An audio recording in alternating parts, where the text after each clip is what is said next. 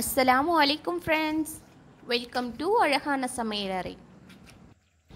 இன்னைக்கு நம்ம இந்த வீடியோல என்ன பார்க்க போறோம்னா உங்க வீட்ல ஒரு 10-15 பேருக்கு ஒரு குட்டி விருந்து பிரியாணி வச்சு செய்றீங்கன்னா என்னெல்லாம் ஃபர்ஸ்ட் முத நாளே செஞ்சு வச்சுக்கலாம்ங்கறத பத்தியான டிப்ஸ் தான் फ्रेंड्स இன்னைக்கு கொடுக்க போறேன்.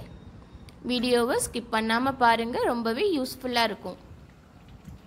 ஸ்க்ரீனில் பார்க்குற தக்காளி ஜாம் பிரியாணியோட சேர்த்து சாப்பிட்றதுக்கு ரொம்பவே சூப்பராக இருக்கும் ஃப்ரெண்ட்ஸ். இதையும் நம்ம ஃபஸ்ட்டு நாளே செஞ்சு வச்சிடலாம், ஒரு வாரம் ஆனாலும் கெடாது இது. அடுத்து இஞ்சி பூண்டு தேவையான அளவு எடுத்து முத நாளே உரித்து அதை அரைச்சி வச்சிடலாம் ஃப்ரெண்ட்ஸ். அடுத்து கொத்தமல்லி புதினாவையும் நல்லா வாஷ் பண்ணிவிட்டு அதையும் ஆஞ்சி வச்சிடலாம். ஒரு ஏர்டைட் பாக்ஸில் போட்டு ஃப்ரிட்ஜில் வச்சுட்டேன்னா அடுத்த நாள் யூஸ் பண்ணிக்கிடலாம். தக்காளி ஜாம் செய்கிற வீடியோ நான் அடுத்து அப்லோட் பண்ணுறேன் ஃப்ரெண்ட்ஸ். தால்ச்சா எப்படி செய்கிறது, பிரியாணி எப்படி செய்கிறதுங்கிறதெல்லாம் அடுத்தடுத்த வீடியோவில் அப்லோட் பண்ணுறேன். இப்போ கொத்தமல்லி புதினாவை நல்லா வாஷ் பண்ணி கட் பண்ணியாச்சு. அதை தண்ணி இல்லாமல் ஒரு பாக்ஸில் போட்டு க்ளோஸ் பண்ணி ஃப்ரிட்ஜில் வச்சுட்டு அடுத்த நாள் அப்படியே இருக்கும் ஃப்ரெண்ட்ஸ். உடனே நம்ம எடுத்து யூஸ் பண்ணிடலாம்.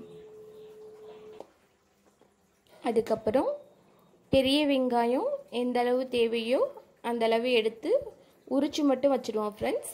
சின்ன வெங்காயம் கொஞ்சமாக தான் தேவைப்படும், அதையும் உரித்து வச்சுக்கிடலாம். இப்போ தயிருக்கு உரை ஊற்றுறதுக்கு பாலை காய்ச்சி வச்சுடுவோம். லாஸ்ட்டாக உரையை ஊற்றிக்கிடலாம். பால் காஞ்சதுக்கப்புறம் பாலில் தண்ணி ஊற்றக்கூடாது ஃப்ரெண்ட்ஸ். தயிருக்கு உரை ஊற்றுறதுக்கு தண்ணி ஊற்றாமல் காய்ச்சி ஆற வச்சு உரை ஊற்றிக்கிறணும்.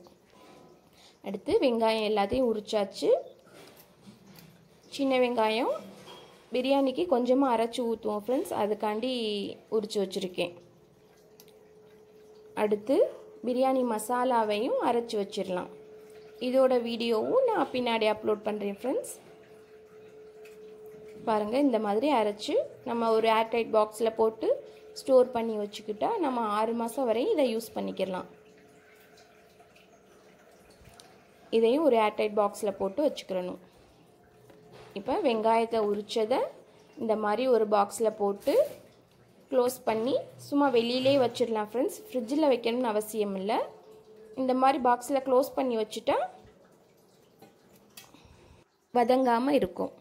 இப்போ தயிருக்கு உரை ஊற்றியாச்சு. இதையும் க்ளோஸ் பண்ணி எல்லாத்தையும் எடுத்து வச்சிடலாம். இஞ்சி பூண்டையும் உரித்து அரைச்சி வச்சாச்சு. இதை ஃப்ரிட்ஜில் ஸ்டோர் பண்ணி வச்சுக்கலாம்.